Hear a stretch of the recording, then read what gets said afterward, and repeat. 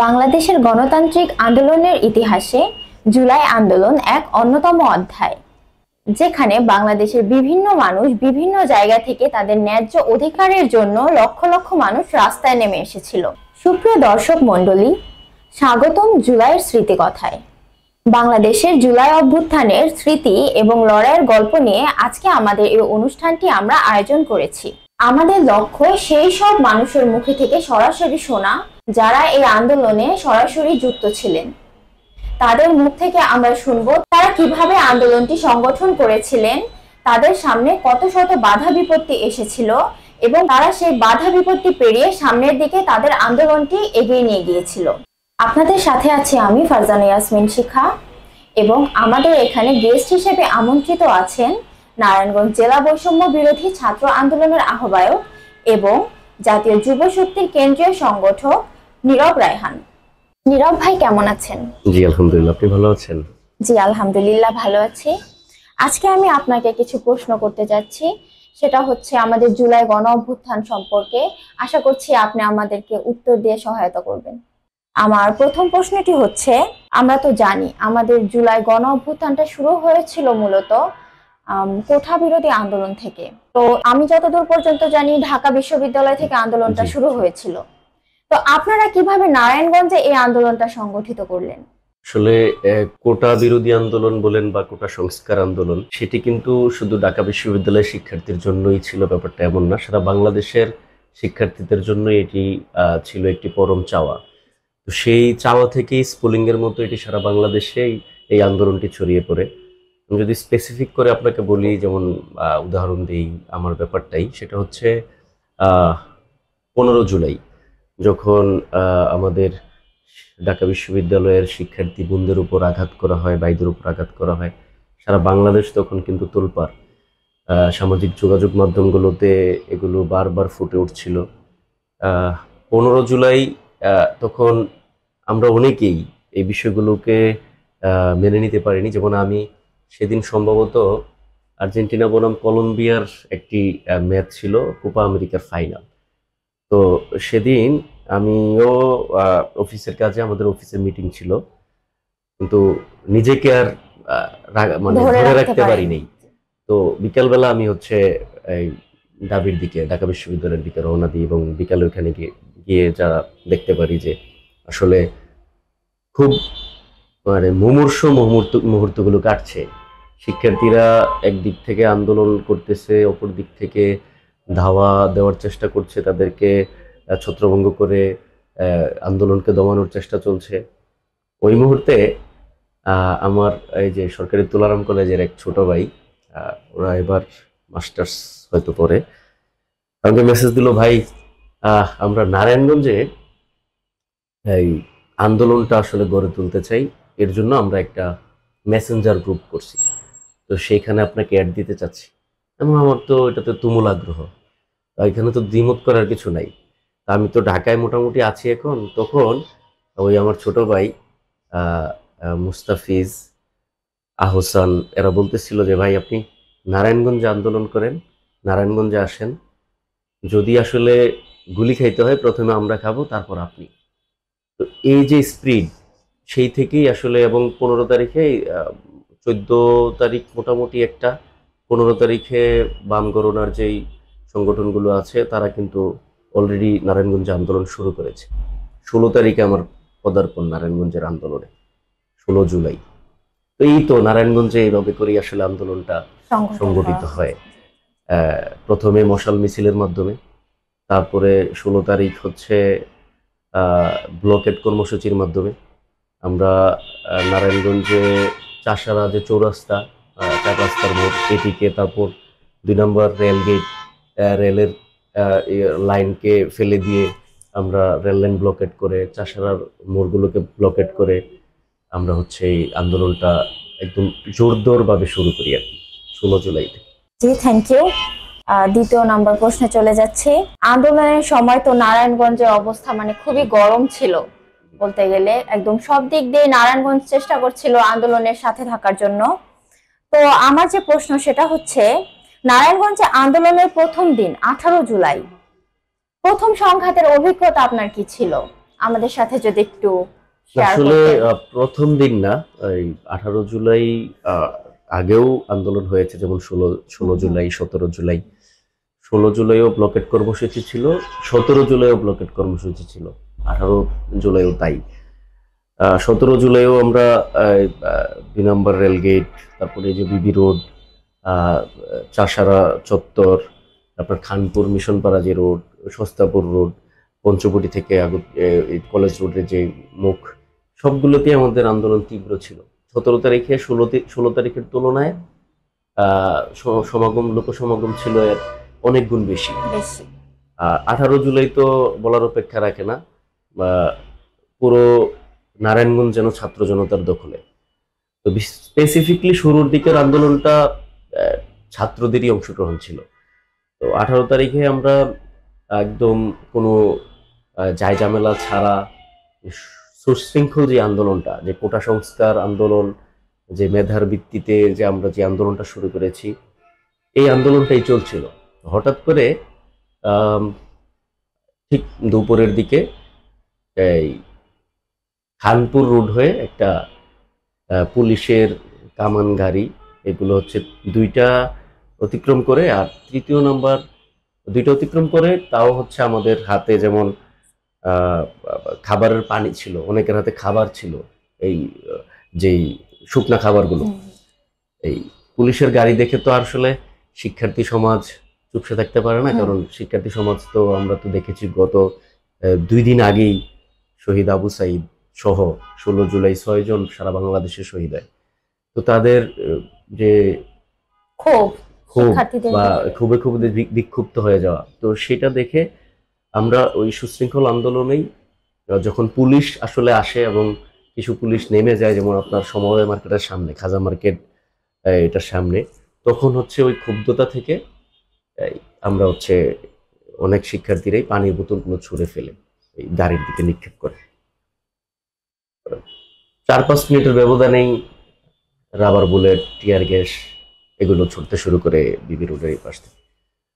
তো সেদিন দফায় দফায় প্রায় সন্ধ্যার পর পর্যন্ত, এই দুপুর থেকে শুরু করে সন্ধ্যা নাগাদ ধাওয়া পাল্টা দেওয়া পুলিশের সাথে ছাত্র জনতার হয়। ওই দিনটাই ছিল আসলে আন্দোলনের ভাইটাল মোমেন্ট নারায়ণগঞ্জের। এদিন থেকে শুরু আর কি। তার পরবর্তীতেও প্রতি মুহূর্ত নারায়ণগঞ্জে সর্বোচ্চ ভূমিকা রেখেছে। 18 জুলাই আপনাকে যদি বলি স্পেসিফিকলি, যেমন আহ, প্রত্যেকটা শিক্ষার্থী যখন আহত হচ্ছে, তাদেরকে আমরা এই বিবি রোড দিয়ে কোথাও, যেমন ভিক্টোরিয়া হসপিটালে নিতে পারছিলাম না, তো টেনে হেঁচড়ে কলেজ রোড নেওয়া হয়। কলেজ রোডে আমরা আইটি কর্নার নামে একটা কম্পিউটার সেন্টার আছে, সেইখানে কিছু আহতদেরকে আমরা নিয়ে চিকিৎসা রাখি। দেওয়া হয়। রাখি এখানে ও, প্রাথমিক রাখা হয়। চিকিৎসাটা। তো আসলে অনেককে চেষ্টা করি, তখন আমার পরিচিত যারা, যেমন আমি ফার্মাসিউটিক্যালসে জব করার সুবাদে কিছু ফার্মাসিস্ট বা ডাক্তারের সাথে আমার যোগসূত্র আছে, তো চেষ্টা করি তাদেরকে নক করে কাছে আনার, কিন্তু ওই মুহূর্তে আসলে ওই হেল্পটুকু পাওয়া অসম্ভব ছিল প্রায়। ভিতরে আরেকটা সাজগুজের দোকান ছিল, সেখানে নিয়ে আমাদের একজন আহত বিল্লাল, এইচএসসি পরীক্ষার্থী ছিল, তুলারাম কলেজের শিক্ষার্থী, ধর্মগঞ্জ বাড়ি তার। তো তার 2 পায়েই হচ্ছে রাবার বুলেট, একদম এখান থেকে শুরু করে পায়ের নিচ পর্যন্ত।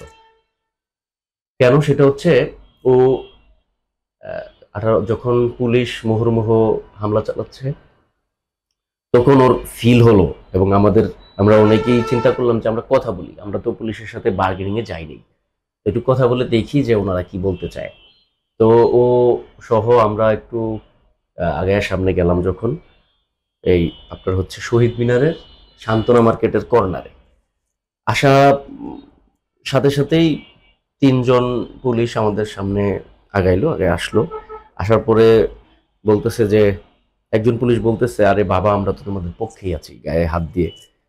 ওই সাথে সাথেই পাশের আরেকজন হচ্ছে রাবার বুলেট ছোড়া শুরু ছোড়া করে। শুরু, নিক্ষেপ করা শুরু করলো। তো ওর 2 পা জাজরা ফাজরা হয়ে গেল। ওরে আমরা ওই যে কলেজ রোডে নিয়ে, আমরা প্রায় সেদিন 12 জনের মতো একটা অটোতে করে আহ ভিক্টোরিয়ার দিকে রওনা হই।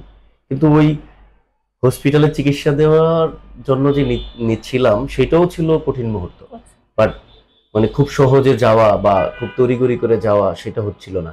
আমরা এই গলাচিপা হয়ে এই মেইন রোডে না উঠে আর কি, বিবি রোডে না উঠে আমরা হচ্ছে জল্লার পার দিয়ে এই লেক পার হয়ে আর কি তারপরে ভিক্টোরিয়া যেতে সক্ষম হই 2টা অটো নিয়ে। তো এখানে যাওয়ার পরে দেখলাম যে অনেক অসংখ্য আহত। ওইখানে খবর নিলাম খানপুর হসপিটালেও অসংখ্য আহত, মানে ওইরকম পরিস্থিতি। গিয়ে যেটা দেখলাম, আমাদের একটা মেয়ে শিক্ষার্থী, তার খুবই মানে খারাপ পরিস্থিতি ছিল।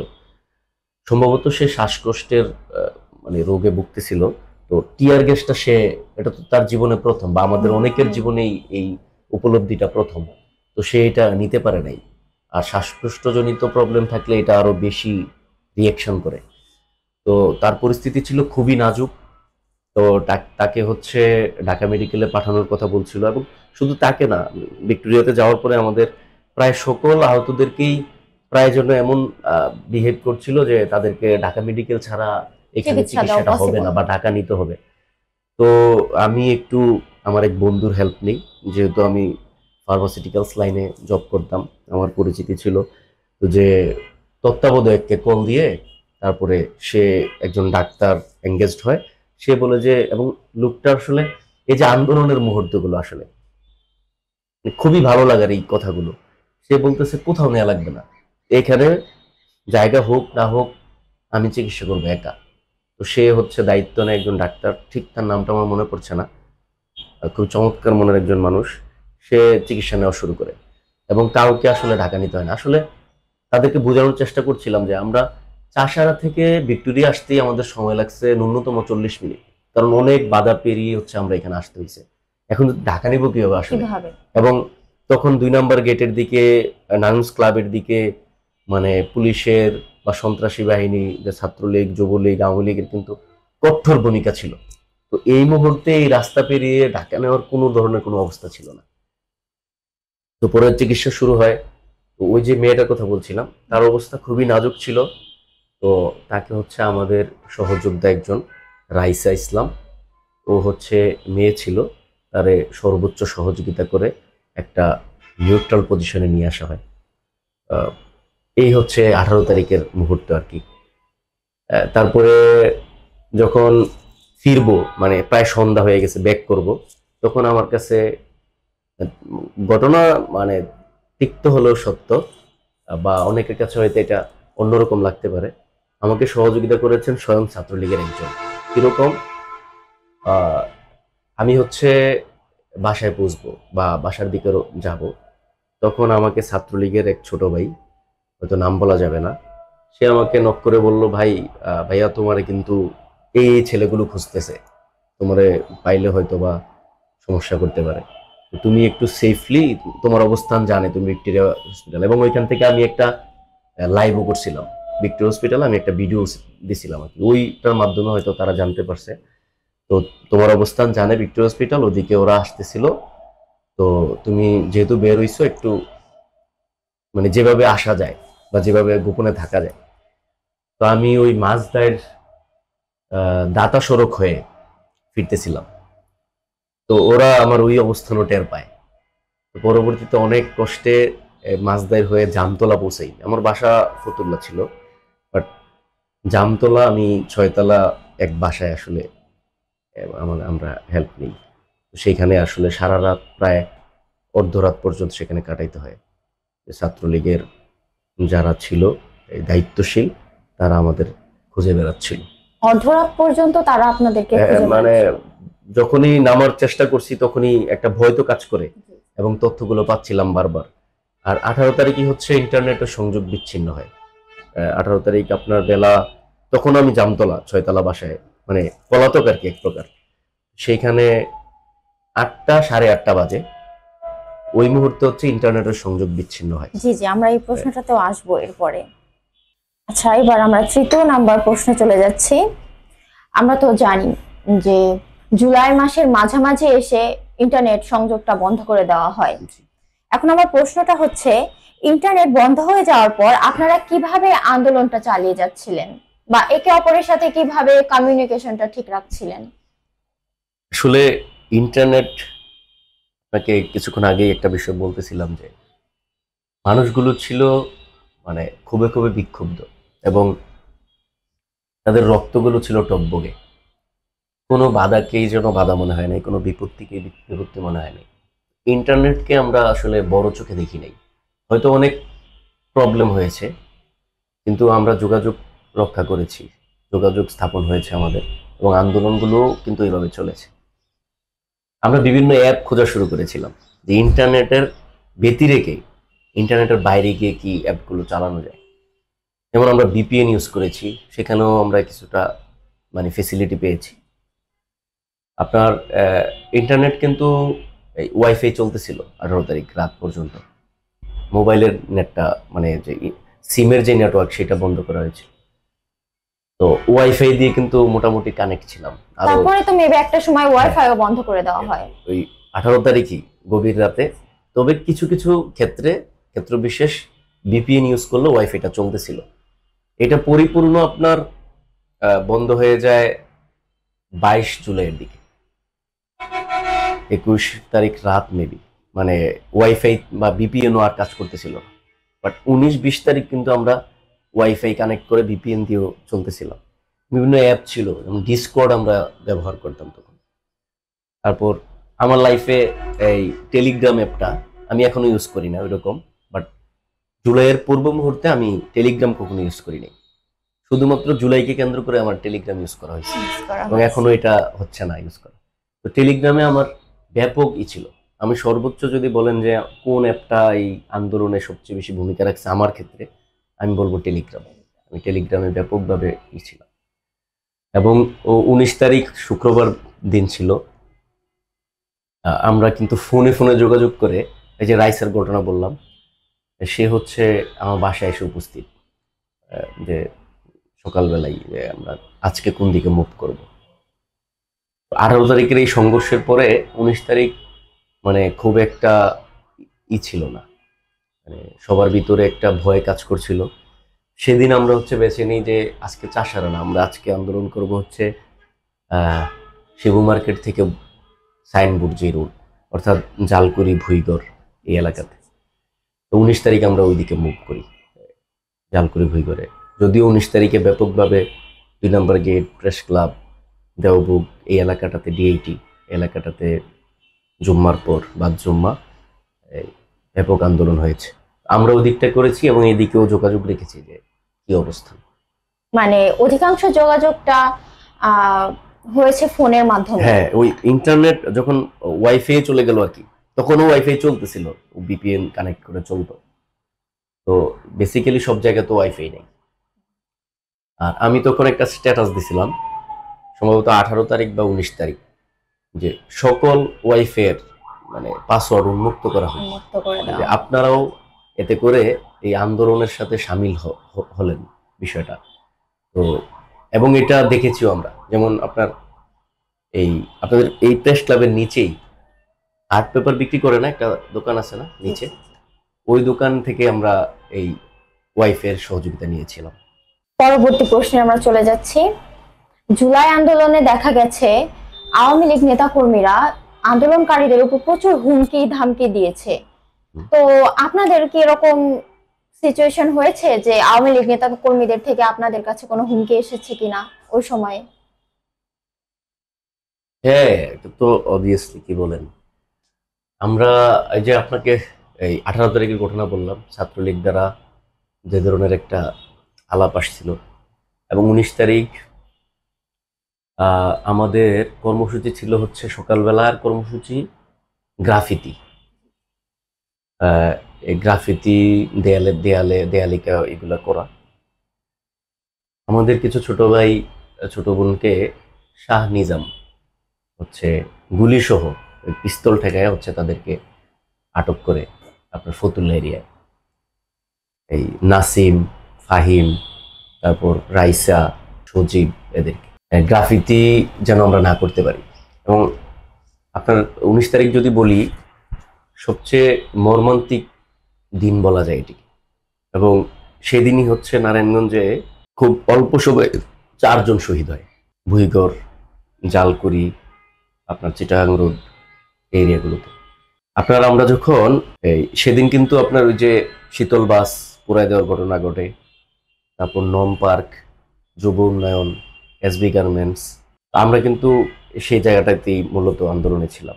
আপনার হচ্ছে জুম্মার পর বাদ জুম্মা ভুইগড় থেকে এই শিবু মার্কেট মুখী এই দিকে পুলিশ মুহুর্মুহু গুলি চালাইতে চালাইতে আসতেছিল। আমি ওই মুহূর্তে হচ্ছে জালকুড়িতে, তো জালকুড়ি যে আপনার ওভারব্রিজটা, এটা থেকে নামতেছে গুলি করতে করতে, চতুর্পাশে এলোপাতারি গুলি। আর আমার কাছে অবশ্য এটার একটা ক্লিপও আছে। ব্যাপক শব্দ হচ্ছে গোলাগুলির, মনে হচ্ছে যেন মানে যুদ্ধে পরিণত হয়ে গেছে এই অঞ্চলটা। রণক্ষেত্রে তো পরিণত হয়েছে। আমাদের কিছু ইয়েতে আমরা হচ্ছে আগুন ধরাই রাস্তায়, যেমন টায়ার, এগুলোতে ওই কিছু শুকনাই একটা বাঁশ, এটার মধ্যে আগুন ধরে হচ্ছে বাঁশ হাতে নিয়ে রাখছিল। তো ওই মুহূর্তে আমাদেরকে লক্ষ্য করে গুলি ছোলা হচ্ছিল। তো যখন নম পার্কে আগুন লাগে, তার 10-15 মিনিট যেতে না যেতেই বন্ধন বাস, তারপরে হচ্ছে অটো, মোটরসাইকেল, তার পায়ে হেঁটে অন্তত পক্ষে 400-500 নেতাকর্মী আওয়ামী লীগের, শামীম ওসমান সহ ওই আপনার ইয়ের দিকে যায়, নম পার্কের দিকে। শামীম ওসমান, অয়ন ওসমান, শাহ নিজাম, তারা হচ্ছে এই ওদিকে অগ্রসর হয়। তো আমি আমার এক ছোট ভাইকে সামনে রেখে রাস্তার পাশে, এবং সবচেয়ে বড় বিষয় হচ্ছে সেদিন উৎসুক জনতাও ছিল রাস্তায়। আর এটা কি 19 জুলাই? হ্যাঁ, 19 জুলাই। এটা আমাদের একটা কোশ্চেন ছিল, উনি অলরেডি অ্যানসার দিয়ে দিচ্ছে। সেটা হচ্ছে উৎসুক জনতাও ছিল রাস্তার ধারে। উৎসুক জনতাকেও মানে এক হচ্ছে আন্দোলনকারীদের প্রতি আমার মানে বিরোধিতা করা, আরেকটা হচ্ছে সাধারণ জনগণেরও বিরোধিতা করা। এটা হচ্ছে পার্থক্য আছে। তো তারা উৎসুক জনতাকেও মানে ধাওয়া করতেছিল, হাতে দেশীয় সকল অস্ত্র, আপনার চাপাটি, ছুরি, রামদা, গুলি, বড় বড় এই যে এরকম সবগুলো তো আসলে আমরা নামও জানি না, আমরা তো এগুলো তো অজ্ঞ। তো এগুলো নিয়ে আগাচ্ছিল। ওই মুহূর্তে আমি আমার ছোট ভাই একটাকে সামনে দিয়ে আমি পিছন থেকে তার কাঁধের উপর দিয়ে আমার ফোনটাকে তাক করে ভিডিও করতেছিলাম। এটাকে ছাত্রলীগের এক নেতা ফলো করছে, এবং সে রানিং অটো থেকে লাফ দিয়ে নেমে যায়। নেমে ওই যে আপনার ছোট রিভলভার যে পিস্তল আছে, আমার ঠেকায় যে এক্ষণ মেরে ফেলবো তোরে। তো সেই গাড়িতে আরো অনেকে ছিল, টানাটানি করে এদেরকে দেখে নিব না। ওই আমার যে ছোট ভাই আমার সাথে ছিল, তার নাম হচ্ছে সালমান। তো ও খুব ঘাবড়ে যায়, মানে ভয় পায়। আমরা হচ্ছে পরে ও আমারে সেফলি একটা গলি দিয়ে বের করে নিয়ে আসে। তাদের সেদিনের মুভমেন্ট ছিল খুবই মারমুখী আওয়ামী সন্ত্রাসীদের, এবং একই সাথে পুলিশ কিন্তু ওই দিক থেকে গুলি করতে করতে আসতেছিল, আর এই দিক থেকে আওয়ামী সন্ত্রাসীরা যাচ্ছিল। আন্দোলনকারী আমরা ছিলাম, আমরা মাঝখানে। এটা হচ্ছে 19 জুলাইয়ের ঘটনা। শামীম ওসমান 19 জুলাই বেসিক্যালি হামলা করেছিল। আমরা ওই দিকটা তো আমরা প্রত্যক্ষদর্শী। জি জি। সাইনবোর্ড, বুইগড়, জালকুড়ি, শিবু মার্কেট, এই জায়গাটা আমরা প্রত্যক্ষদর্শী। একদম স্পেসিফিকলি শামীম ওসমানের নেতৃত্বেই এটা হচ্ছিল, এবং তারা হচ্ছে 2 নম্বর গেট। হামলার বর্বরতাটা কি রকম ছিল? এই যেমনটা বললাম যে একটা হচ্ছে আন্দোলনকারীদের প্রতি বিরোধী হওয়া, আর একটা হচ্ছে উৎসুক জনতার উপর। বর্বরতাটা এমনই ছিল যে সাধারণ মানুষও পাচ্ছিল না, এরকম ভাবে তারা মানে অ্যাটাকিং মোডে ছিল আর কি। এবং 10-15 মিনিটে চিত্র পরিবর্তন করে দিছিল তারা ওই দিকটায়। গোলাগুলি, তারপর ছুরি, অস্ত্র, এগুলা দিয়ে ভয় দেখানো, এই ধরনের একটা মুভমেন্ট ছিল আর কি আওয়ামী সন্ত্রাসীদের।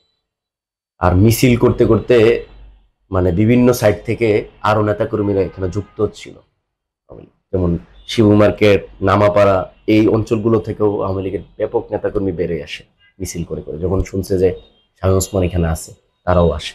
একটা সময় গিয়ে এমন হয় যে আন্দোলনকারী, আমাদের অসংখ্য আন্দোলনকারী ছিল সেদিন। মানে সেদিন হচ্ছে ওই অঞ্চলটা একটা ইতিহাস ছিল, ব্যাপক প্রায় আন্দোলনকারী জুম্মার নামাজ পড়ে যেন সবাই মাঠে নেমে পড়ছে। But ওইরকমই আওয়ামী সন্ত্রাসীরাও প্রায় দেদারসে তাদের সহকর্মী মানে তাদের কর্মীদেরকে নিয়ে মাঠে নেমে পড়ছিল। এ হচ্ছে 19 তারিখে, এবং সন্ধ্যা আগ মুহূর্তে আমাদের যেমন শহীদ আদিল ভুইগড়ের আগে তাকে গুলি করে মারা হয়। ব্যাপক সংঘর্ষ হয় সেদিন। আসলে স্পেসিফিক করে বলাটা আসলে এখন টাফ, খুব বেশি কষ্টের। হ্যাঁ আসলে যাদের উপর দিয়ে এগুলা গেছে, যারা প্রত্যক্ষদর্শী, তারাই সবচেয়ে ভালো বলতে পারবে। আমরা তো প্রত্যক্ষদর্শী, আমরা মানে এই মুভমেন্ট গুলো মনে হইলেই, যেমন আপনাকে যেটা বললাম যে ওই ছাত্রলীগ নেতা আমাকে একদম বুকের উপরে গুলি রাখিয়ে বন্দুক বলতেছে রেখেছে। যে এখন মেরে ফেলবো। এই মুভমেন্ট তখন গুলো আপনার আসলে ফিলিংসটা কিরকম ছিল? আমার ফিলিংস কেমন ছিল, একজন মনেই হচ্ছিল যে আমি এখন হয়তোবা হয়তোবা এটাই আমার শেষ দিন। শেষ দিন হইতে পারে। কিন্তু আমি অতটা বেশি মানে না ঘাবড়াইলেও ওই যে আমার ছোট ভাই সালমান যে ছিল, সে খুব বেশি ভয় পাইছিল, এবং সে হচ্ছে আমাকে মানে আমি তো তার পিছনে ছিলাম, জড়ায়া ধরছে। তো তাদেরই অটোতে যারা ছিল, তারা মানে আমাদেরকে তো আসলে আহ, তারা যেভাবে গেছে, মুভমেন্ট তাদের যেভাবে ছিল, অসংখ্য নেতাকর্মী আমাদেরকে মনে করছে আসলে আমরা মানে পান্তাবাদ, ক্ষুদ্র। ক্ষুদ্র, বাদ দে চল। তো তারে উঠাই ফেলছিল একবার, সে আবারও নামছিল, ঠিক দ্বিতীয় দফায়ও নামছিল, তারে আবার নিয়ে রানিং এ ছিল, পরে এই জায়গা থেকে চলে যায়। এটা হচ্ছে স্টেডিয়ামের মানে ফতুল্লাতে স্টেডিয়ামের সামনের ঘটনা বললাম আমি। স্টেডিয়ামে ছেলেপেলেগুলো খেলতেছিল, তার আগের মুহূর্ত একদম পিচ্ছি পিচ্ছি ছেলেপেলে এই স্টেডিয়াম থেকে উঠে চলে আসছে, ব্যাট হাতে, স্টাম্প হাতে। মানে এই যে স্পিরিটটা ছিল ইয়াং জেনারেশনের, বা একদম ছোট ছোট ছেলেপেলেগুলোর, যে আমরাও মারবো। আমি বলছিলাম যে আমাদেরকে তোমরা স্ট্যাম্পগুলো দিয়ে দাও। তো ওদেরকে একটা দায়িত্ব দিছিলাম যে আমরা জানতে পারি যে পুলিশের গোলাবারুদ শেষ হয়ে গেলে অ্যাম্বুলেন্স বা বিভিন্ন ছোট ছোট পিক আপ দিয়ে তাদেরকে সরবরাহ করা হয় তাদের গোলাবারুদগুলো। তো এই ছেলেপেলেগুলো ওদেরকে দায়িত্ব দিয়েছিলাম, তোমরা এক কাজ করবা, যতগুলো অ্যাম্বুলেন্স বা যতগুলো আসবে এগুলোকে চেক আপ করবা যে আসলে এটার ভিতরে কি আছে, রোগী আছে নাকি অন্য কিছু। হ্যাঁ। তো ওরা হচ্ছে এই কাজটা করছে খুব সাহসের সাথে। এই হচ্ছে 19 তারিখের ঘটনা। এবং 19 তারিখ আপনার BGB, police, highway police, DMP, তারপর নারায়ণগঞ্জের যারা আছে সবাই, মানে পুলিশের সংখ্যা অনেক ছিল, হেঁটে হেঁটে গুলি করতে করতে আসতেছিল। ঠিক আছে, তাহলে আমরা নেক্সট কোশ্চেনে চলে যাচ্ছি। জুলাই গণ অভ্যুত্থানে তো দেশের বিভিন্ন জায়গায় কারফিউ জারি করা হচ্ছিল, এটা বিভিন্ন স্থানে করেছিল। তো কারফিউ উঠিয়ে নেওয়ার পর আপনারা কিভাবে আবার দলটাকে পুনরায় সংগঠিত করলেন বা আন্দোলনটাকে পুনরায়? কারফিউ তো প্রতিদিনই ছিল বলা চলে, সেটা উঠে নিল কখন, এটা একটা মানে ভাবনার বিষয় আর কি। মানে অফিসিয়ালি তো তারা বলেছিল যে উঠিয়ে নেওয়া হচ্ছে এই ধরনের না, কিছু আসলে একটা। দেখেন, ইন্টারনেট সংযোগ বিচ্ছিন্ন করা এটাও কিন্তু এক ধরনের কারফিউ। মানে আমাদের বর্তমান সমাজ কিন্তু ইন্টারনেটমুখী, সামাজিক যোগাযোগ মাধ্যমমুখী। তাদেরকে এই জায়গাটা থেকে বিচ্ছিন্ন করা, এটা কিন্তু মানে চরম লেভেলের একটা ষড়যন্ত্র ছিল এই আন্দোলনকে দমায় দেওয়ার। এবং খুব সিলি মানে হাস্যকর ইস্যু যে আসলে ইন্টারনেট সংযোগে ওই যে ইয়েতে পানি ঢুকে ইন্টারনেট বন্ধ হয়ে গেছে, এই যে এই বিষয়গুলো। আপনি 19 তারিখের ঘটনা বলছিলেন, 20 তারিখ হচ্ছে ওই যে ইন্টারনেট কিন্তু ওইভাবে আমরা পাচ্ছি না। 20 তারিখে কিন্তু চিটাং রোডে তুমুল সংঘর্ষ হয়েছে, এবং 20 তারিখে অনেকেই আহত হয়েছে, শহীদ হয়েছে। 20 জুলাই শনিবার দিন আপনার হিরাজিল অঞ্চল, চিটাং রোড, 10তলা বিল, এই জায়গাগুলোতে ব্যাপক সমস্যা। এখানে 19 তারিখ হয়ে যে আমি বললাম যে মানে গুলির একটা ভয় পাওয়ার পর মানে কেমন যেন মনে হচ্ছিল আজকে মানে আন্দোলনটা, এবং বাসায় যখন শুনে তখন তো খুব বিষয়টাকে ওইভাবে নেয় যে আসলে বাসার মানুষ তো বেশি টেন্স ফিল করে, তারা বেশি দুশ্চিন্তা করে। তো আমাকে মানে কঠোরভাবে করা হয়েছে যে না, আন্দোলনে এখন যাওয়া যাবে না। যাওয়া যাবে না, মানে একটু স্থির হও।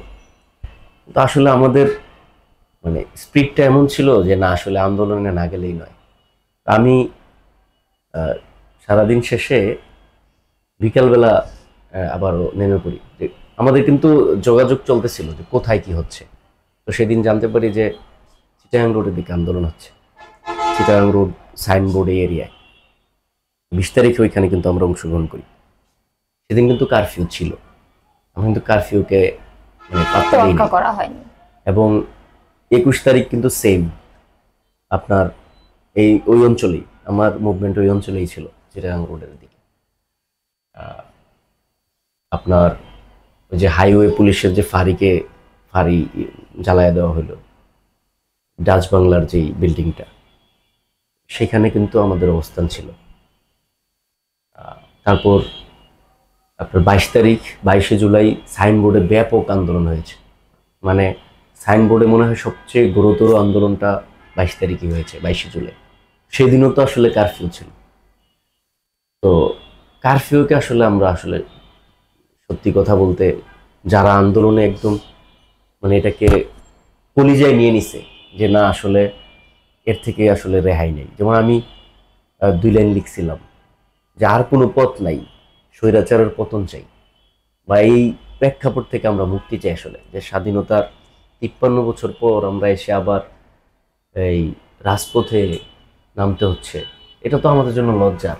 যে যেই দেশটা স্বাধীন হয়েছে 71 সালে, আমাদের ভাষা এসেছে 52 সালে, সেই দেশটাতে আবারও কেন একই প্রেক্ষাপট নিয়ে? স্বাধীনতার মূলে তো ছিল যে বৈষম্য, যে পূর্ব পাকিস্তানের উপর পশ্চিম পাকিস্তান বৈষম্য করছে, যে আমাদেরকে চালে গমে বিভিন্নভাবে ঠকানো হচ্ছে, চাকরিতে ঠকানো হচ্ছে। কিন্তু পশ্চিম পাকিস্তানের 99 জনের চাকরি হইলে আমাদের হচ্ছে 1 জনের, তাও না হওয়ার মতো। এই প্রেক্ষাপট থেকেই তো আমাদের আসলে সূত্রপাত যে একটা নতুন বাংলাদেশ চাই, বা একটা নতুন সার্বভৌম স্বাধীন বাংলাদেশ চাই। সেই জন্য তো 71-এর স্বাধীনতা। তার পরবর্তীতেও এই যে আমরা স্বাধীন হতে পারলাম না, বিগত 9 সাল থেকে 8-এর নির্বাচনের পর থেকে প্রত্যেকটা মানুষ, প্রত্যেকটা আপামর জনগণ কিন্তু শোষণের শিকার ছিল, বঞ্চিত ছিল। এই জন্যই কিন্তু কোটা বিরোধী আন্দোলন থেকে এই যে বৈষম্য বিরোধী ছাত্র আন্দোলনে পদার্পণ এবং একটা বৈষম্যহীন রাষ্ট্র গঠনের স্পৃহা তৈরি হয় মানুষের ভিতরে। এই স্পৃহা থেকে কিন্তু সবাই কাঁধে কাঁধ মিলিয়ে আমরা কিন্তু আন্দোলনটা জারি রেখেছি। এই দৃষ্টিকোণ থেকে 22 জুলাই পর্যন্ত নারায়ণগঞ্জে সাইনবোর্ডে ব্যাপক আন্দোলন হয়। তারপর সেদিন তো পুরোপুরি ইন্টারনেটের বিচ্ছিন্ন করা হয়, মানে ওয়াইফাই না, ইন্টারনেট মানে কোনো অস্তিত্ব ছিল না। এবং এমনকি ফোনের নেটওয়ার্কেও মানে প্রবলেম শো করেছিল, যে ফোনে কথা বলবে সেটাতেও কিন্তু নেটওয়ার্ক ফেল করছিল। এই যে একটা পরিস্থিতি, আর ওই মুহূর্তটা দিয়ে কিন্তু সারা বাংলাদেশে নির্মম হত্যাযজ্ঞ চালানো হয়। পরবর্তীতে ইন্টারনেট আসার পরে যে ভিডিওগুলো আসে, এগুলো তো নিশ্চয়ই আপনারা দেখেছেন যে পুলিশ কিভাবে করে লাশদেরকে গুম করার চেষ্টা, বা মানে কিছু লাশকে পুড়িয়ে ফেলছে পুলিশ, এবং মানে পা দিয়ে থেতলে হচ্ছে লাশের প্রতি যে একটা নির্মম কর্মকাণ্ড। আসলে আসলে ওই জায়গা থেকে মানে পথটা ছিল মুক্তি, এর ব্যতিরেকে কোনো শব্দ নাই। আমরা আসলে মুক্তি চাই, মুক্তিকামী সেই ছাত্র জনতা এটা কিন্তু সফল করেছে। কারফিউকে তোয়াক্কা করলে সেটা সফল হতো না, আর কি হতো না। ঠিক আছে, এবার আমাদের একদম শেষ প্রশ্ন, সেটা হচ্ছে 5 আগস্ট তো আমাদের নতুন বিজয় দিবস। এখন 5 আগস্ট সারাদিনের ঘটনা প্রবাহ নিয়ে আপনার অভিজ্ঞতা কি ছিল? আমরা মাঝখান দিয়ে আন্দোলনের নারায়ণগঞ্জে কিছুটা স্থবিরতা ছিল, কিন্তু থাকলেও আমি স্পেসিফিকলি ঢাকায় আন্দোলন করেছি, ঢাকামুখী ছিলাম। যেমন তেজগাঁও থানা কেরাও কর্মসূচিতে আমি ছিলাম। তারপর আপনার রায়েরবাগে যে বিস্ফোরণ ঘটিয়েছিল, সেখানে আমি ছিলাম। আপনার 29 জুলাই আমরা শাহবাগে আন্দোলন অবস্থায় আমরা হচ্ছে আইন শৃঙ্খলা বাহিনীর বুলিংয়ের শিকার হই। তারপর আমরা হচ্ছে সেখান থেকে যাই, শুনতে পারি শ্যামলীর দিকে আন্দোলন চলছে, তো শ্যামলীতে যাই। শ্যামলীতে যাওয়ার পরে ওইখানে দেখলাম যে পরিপূর্ণ মানে দখলে নিয়ে রাখছে হচ্ছে সেনাবাহিনী। একটা মিছিল ছোট হয়েছিল, কিন্তু সেটা আসলে এরকম ফলপ্রসূ রেজাল্ট আনতে পারে নাই। পরবর্তীতে জানতে পারি যে এই পান্থপথের দিকে একটা বড় সড়ো মিছিল আসছে।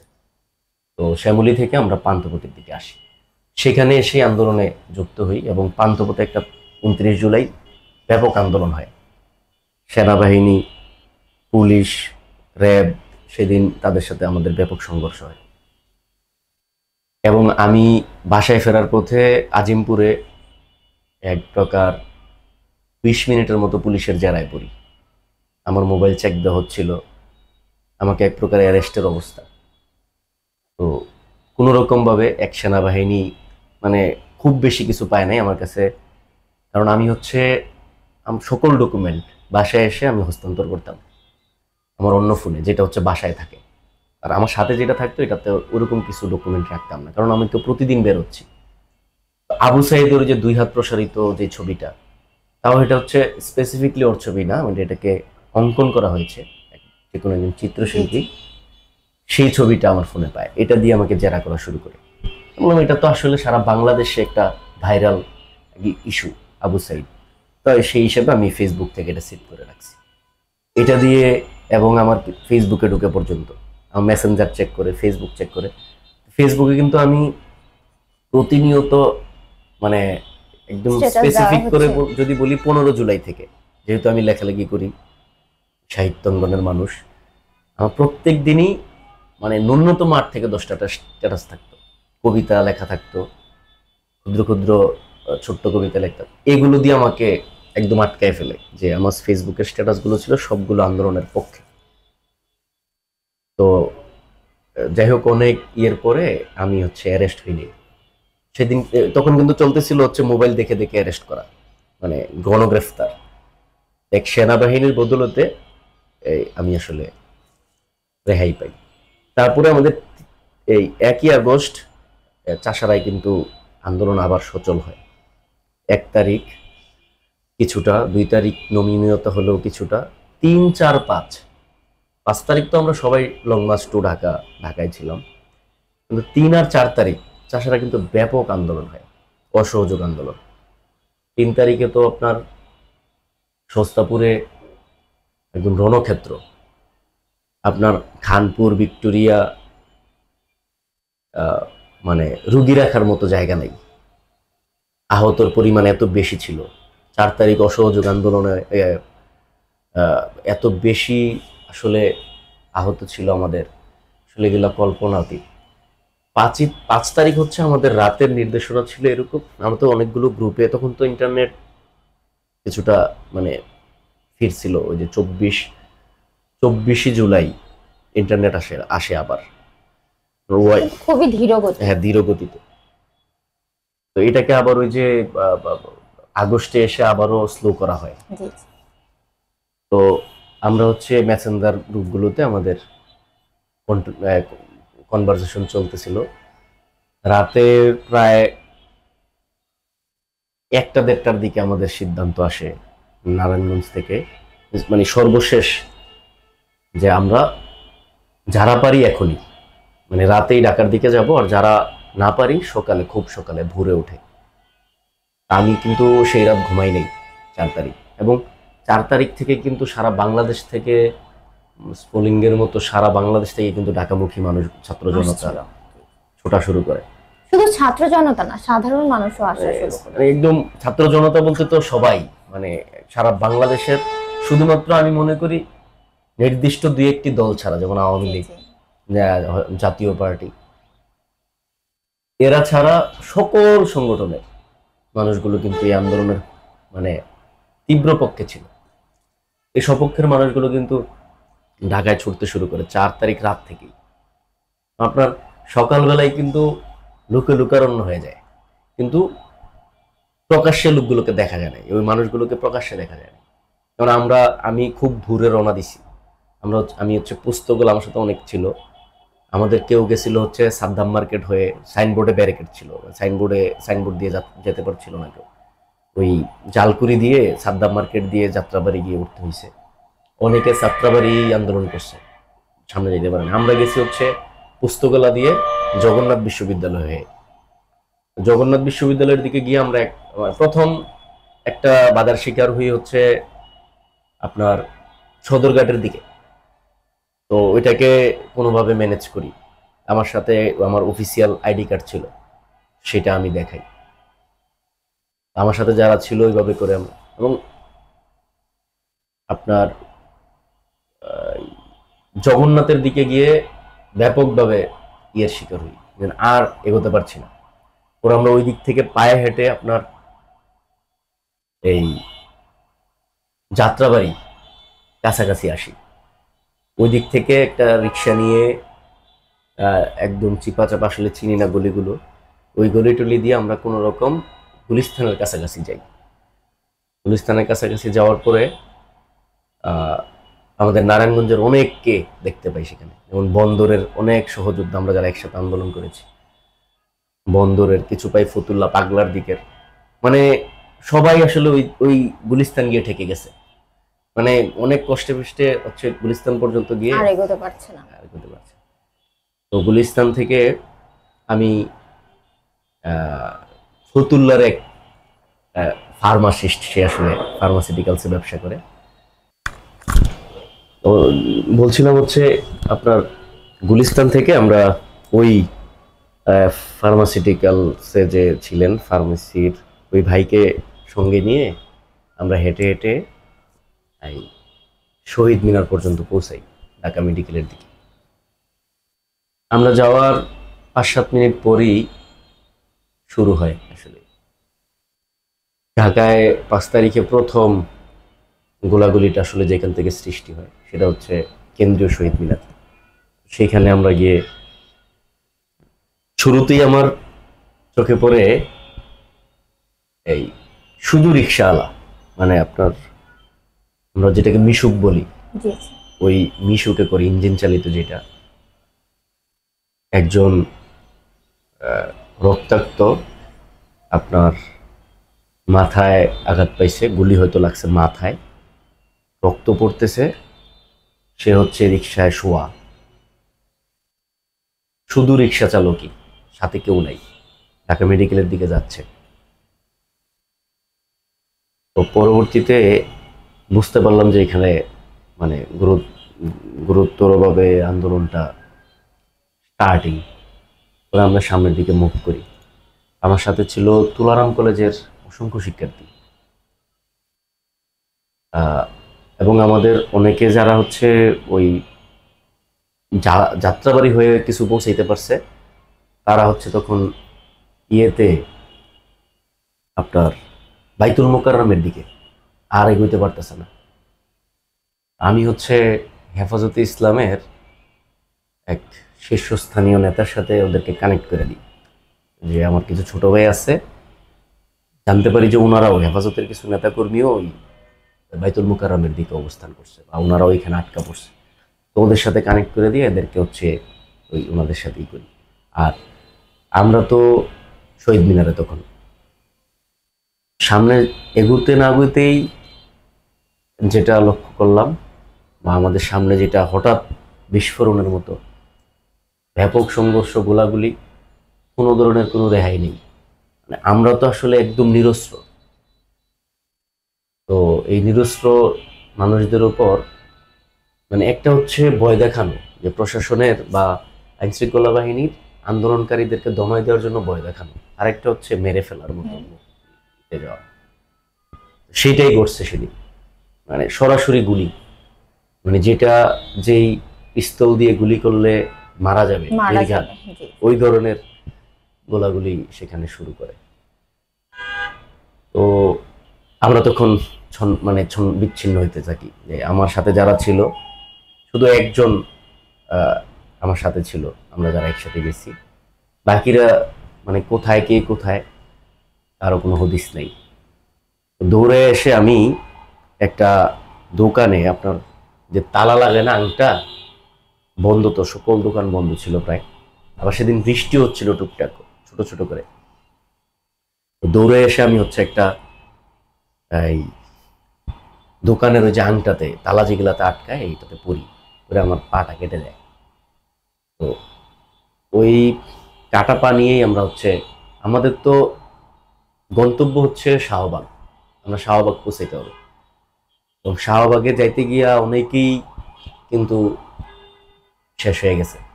যাত্রাবাড়ি, আপনার গুলিস্তান, কেন্দ্রীয় শহীদ মিনার, এগুলাতে কিন্তু অনেকেরই, এবং আমাদের যারা পরবর্তীতে ওদের থেকে যেটা শুনছি, আমাদের কয়েকজন হচ্ছে মেডিকেলে আশ্রয় নেয়।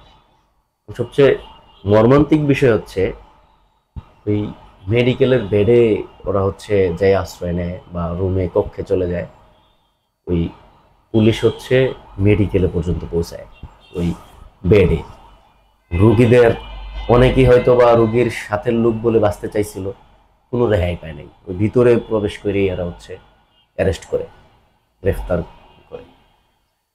পরে আমরা অনেক ইটি করে হাতিরপুল গিয়ে, হাতিরপুল যাওয়ার আগে আমরা এলিফ্যান্ট রোডে প্রায় ঘন্টাখানেকের কাছাকাছি, সেখানে সেনাবাহিনী পুরো দস্তর ব্লকেড, মানে রাস্তা সাধারণ জনগণও কোনো অজুহাত দিয়েই এগোতে পারতেছে না, বা তাদের ব্যারিকেড পার হয়ে কেউ যেতে পারতেছে না। ওই পাশ থেকে কেউ আসতে পারে না এদিকে, এদিক থেকে কেউ যেতে পারে না ওদিকে।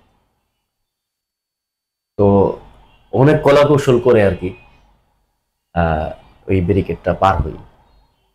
পার হওয়ার পরে হাতিরপুল গিয়ে পৌঁছাই, এবং আমাদের নারায়ণগঞ্জের যারা সহযোদ্ধা ছিল, হাতিরপুলে এদের অবস্থান ছিল, এদের সাথে একত্রিত হই। তারপরে হাতিরপুল থেকে একটা চিপা গুলি ধরে আমরা বারডেম হসপিটালের এখানে গিয়ে পৌঁছাই। একদম প্রথম যখন সেনাবাহিনী ব্যারিকেড খুলে দিচ্ছে, এবং আমরা গিয়ে হচ্ছে ব্যারিকেড, মানে গুলিস্তান আপনার শাহবাগের মোড়ের আগে আমরা যেদিকে বের হইছি সেখানে ব্যারিকেড দেওয়া, আমরা গিয়ে প্রথম কথা বলি এবং ব্যারিকেড খুলি যে, এবং তখন আমাদেরকে একটা নির্দেশনা দেওয়া হয় যে সিরিয়ালে যাবেন, মানে সবাই যে একসাথে এইভাবে যাবেন না, একটু করে ফাঁকা করে দেওয়া হয়েছিল ব্যারিকেডটা, সিরিয়ালে একজন একজন করে যাবেন, আর হচ্ছে কোনো স্লোগান দিতে পারবেন না। এই রেস্ট্রিকশন দেওয়ার পরে হচ্ছে আমাদের ব্যারিকেডটা খুলে দেয়, এবং আমরাই শুরুর দিকে যারা আসলে শাহবাগের মোড়ে পৌঁছাইতে পারছে, এদের একাংশ আমরাও। নারায়ণগঞ্জে অনেক ছিল অসংখ্য, বাংলাদেশ ছাত্র ফেডারেশন, ছাত্র ফ্রন্ট, ছাত্র শিবির, ছাত্র দল, মানে সকল সংগঠনের, এবং যারা তৃণমূল, যারা কোনো সংগঠনের না, তারাও আমরা একসাথে হয়ে ব্যারিকেডটা পার হওয়ার পরেই, আমরা তো আর রেস্ট্রিকশন মেনে এই আন্দোলন 5 তারিখ পর্যন্ত আগাইনি, আমরা হচ্ছে স্লোগান দেওয়া শুরু করি, এবং সবাই একসাথে হয়ে, আমার বড় ভাইয়ের সাথে দেখা হয়, এবং আরও কিছু বড় ভাই ছিল তারা জামাতের সাথে সংশ্লিষ্ট, তো তাদের সাথেও সাক্ষাৎ হয়।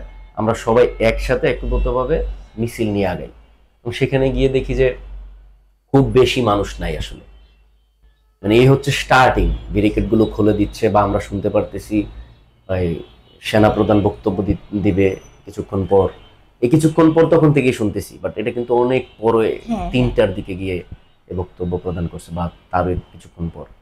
আমরা তখন থেকেই শুনতেছি সেনাবাহিনী আসতেছে, মানে মনের ভিতরে একবার মনে হয় যে না কিছু একটা হয়েছে, আবার মনে হয় না, মনে হয় কিছু হয় নাই, একটা সংশয়, সংকোচ ফিল হচ্ছে। কারণ সাবেক প্রধানমন্ত্রী যে এত তাড়াতাড়ি এভাবে হ্যাঁ পদত্যাগ করবে এটা কেউ এক্সপেক্ট করে, কল্পনাতীত ছিল। এবং আমার বস, আমি যে এখানে জব করতাম, সবচেয়ে বেশি এই ব্যক্তিটাকে ক্রেডিট দিতে হয়। সে হচ্ছে এই যে আন্দোলনটা, আমি কিন্তু চাকরিজীবী ছিলাম, চাকরিজীবী, এবং উনি আমাকে একদম প্রতিদিন মানে স্পেস করে দিত যে আন্দোলন কিন্তু আমি মানে এ টু জেড করছি, যাতে যেন চালিয়ে এবং মানে আমার কাজটা হচ্ছে উনি করে দিত, আমার বস যিনি ছিল, সেটা করে করে উনি আমাকে ইন্সপায়ারেশন করছে যে, এবং সে আমাকে প্রথম আপডেট দেয় যে কত, মানে এত মানুষের ভিতরে, ও যেটা হচ্ছে আমরা যাওয়ার পরে সর্বোচ্চ আধা ঘন্টার ব্যবধানে লুকারণ্য হয়ে যায় শাহবাগ, যে আসলে এই 20 মিনিট 25 মিনিট বা 30 মিনিটের ভিতরে এত মানুষ কোথা থেকে আসলো। আমিও আসলে আমারও এটা এখনো প্রশ্ন। তো মনে হচ্ছিল যে আসলে মানুষগুলো এই আশেপাশেই কোথাও অবস্থান করছিল, কোন গলিতে ছিল বা কোনো গ্যারেজে, কোনো বাড়ির মানে নিচে গ্যারেজের ভিতরে এরকম ভাবে লুকায়িত ছিল। হঠাৎ করেই মানে স্লোগানে স্লোগানে পুরো উত্তাল একটা পরিবেশ। তো তখন হচ্ছে ওই বস এবং আমার দুলাভাই যাত্রাবাড়ি থাকেন, তারা আমাকে প্রথম ইনফর্ম করে যে কল তো ঢুকতেছিল না, অসংখ্যবার ট্রাই করার পরও হয়তো ঢুকছে, যে এই সেনাবাহিনী বক্তব্য দিবে, হয়তো বা এটা কিছুক্ষণের মধ্যেই হবে।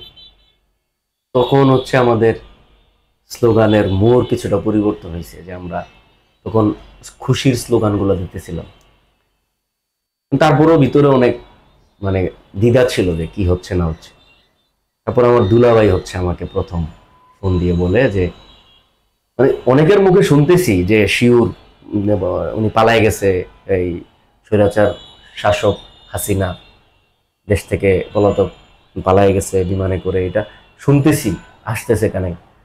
ঠিক ওই মুহূর্তেই আমি ছিলাম উপরে, মানে ব্রিজের, মানে আপনি কি বলে এটাকে, ফ্লাইওভার। ফ্লাইওভারের স্টিল গুলো আছে না, এইগুলা করতে করতে উপরের দিকে উঠছি। তো ওইখান থেকে ভিডিও করতেছি, আমাদের মানুষ তো লুকালুকরণ। তো ওই উপরেই কলটা আসে এবং আমি হচ্ছে ফোনটা রিসিভ করে আমার দুলাভাই জানায় যে এই মাত্র ওই টিভিতে দেখলাম যে পালায় গেছে।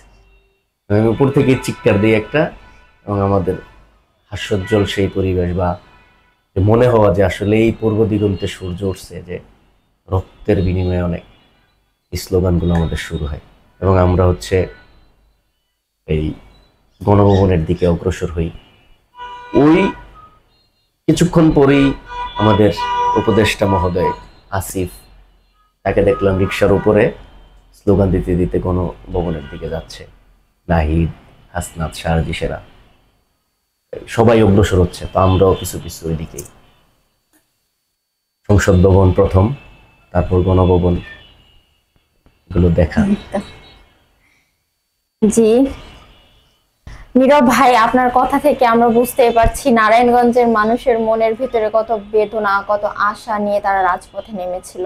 ধন্যবাদ নীরব ভাই আমাদের সাথে আপনার মূল্যবান সময় দেওয়ার জন্য। আপনাকেও ধন্যবাদ অনেক সুন্দর উপস্থাপনা করার জন্য, এবং আমাদের সুজা সাপটাকেও ধন্যবাদ জানাচ্ছি। জি দর্শক শ্রোতা যারা শুনবে তাদের প্রতি আমাদের কৃতজ্ঞ। জি জি।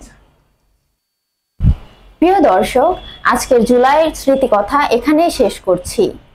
আগামী পর্বে ফিরছি আরেকজন সাহসী মানুষকে নিয়ে, তাদের জীবনের গল্প শোনার জন্য। আমাদের সাথেই থাকবেন। ধন্যবাদ আপনাদের সবাইকে। আসসালামু আলাইকুম।